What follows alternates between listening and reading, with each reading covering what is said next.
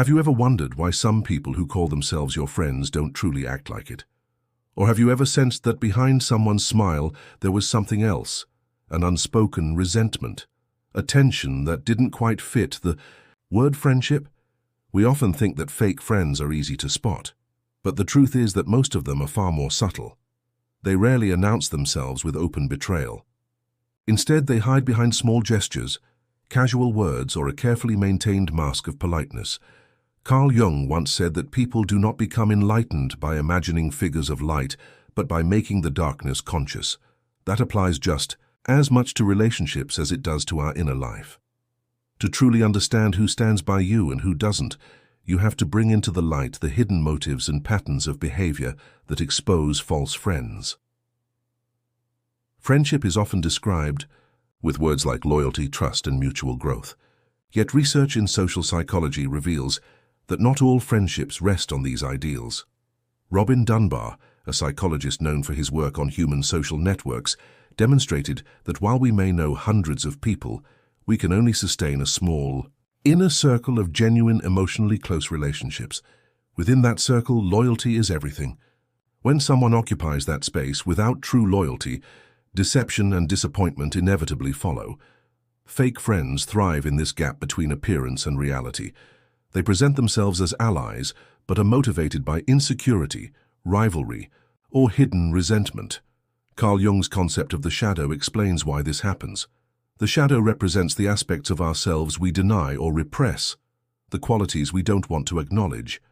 When people carry unacknowledged envy, insecurity, or fear, they may project these feelings outward. Instead of confronting their own shadow, they place it onto you, the so-called friend. Outwardly, they may offer support, but beneath the surface, they are unsettled by your presence, your successes, or your growth.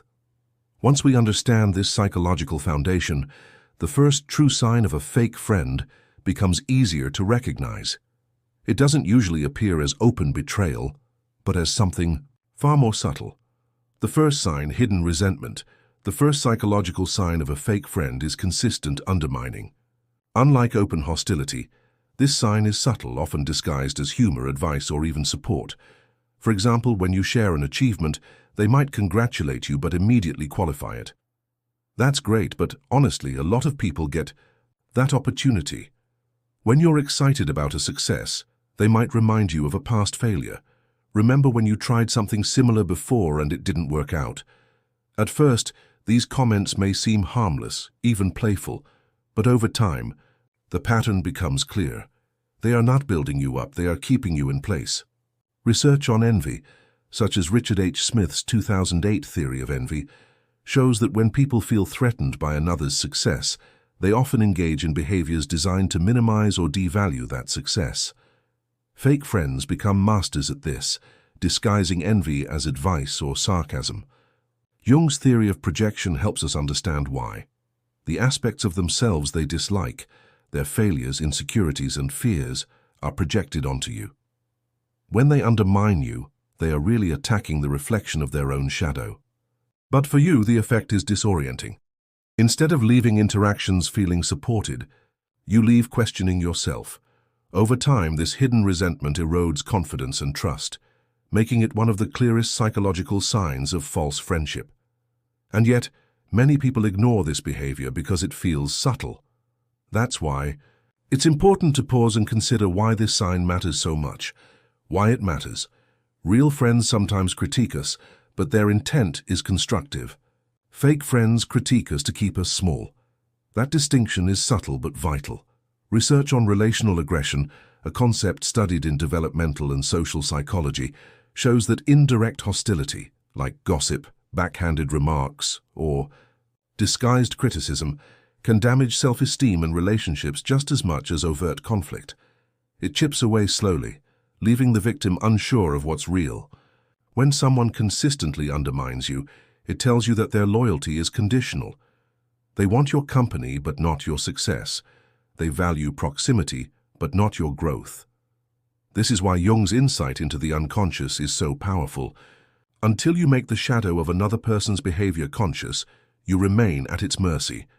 By naming the pattern, consistent undermining, you begin to see clearly what is happening. And clarity is the first step toward freedom.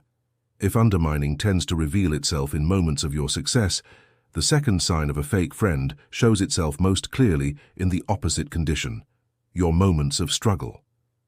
The second sign, absence. Indeed, the second and perhaps most definitive sign of a fake friend is absence when it truly matters. A real friend may not always be there for every casual event or small conversation, but when life tests you, their presence is steady.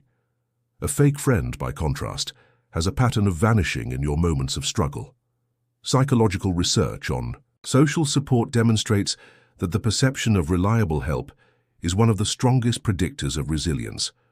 Knowing that someone will show up for you in hard times is what defines trust. When someone consistently fails to show up, their actions speak louder than their words. They might reappear when life is easy, when there's fun to be had or benefits to gain, but when things get difficult, they distance themselves. Jung believed that the authenticity of a relationship is revealed in times of suffering because hardship strips away the masks people wear. In suffering, unconscious motives rise to the surface. A fake friend who disappears during your hardest moments reveals that their friendship was never about true loyalty. Their absence is the shadow breaking through, exposing that the connection was built on convenience, comfort, or self-interest, not genuine care. If the first sign shows us how fake friends act when you rise, the second sign exposes them when you fall. Together, they complete the picture, putting it together. The two signs, undermining disguised as support and absence in your moments of need, form a complete picture of false friendship. One operates during your success, the other during your struggle. One chips away at your confidence when you rise, the other abandons you when you fall. Together, they reveal who truly stands by you. Recognizing these patterns is not about becoming suspicious of everyone or sinking into cynicism. It is about cultivating consciousness. As Jung emphasized, by making the unconscious visible, we protect ourselves from being controlled by it. When you learn to identify these two signs, you no longer confuse surface-level friendliness with real friendship. You gain the clarity to set boundaries, to invest in relationships that nurture growth, and to step away from those that drain it. Friendship is one of the most valuable aspects of human life, but only when it is real. By noticing these two psychological signs, hidden resentment through undermining and absence when you truly need support, you expose false friends and protect your own growth. Carl Jung's insight into the human shadow reminds us that people often hide their true motives, but patterns of behavior always reveal them. Once you see them, you cannot unsee them.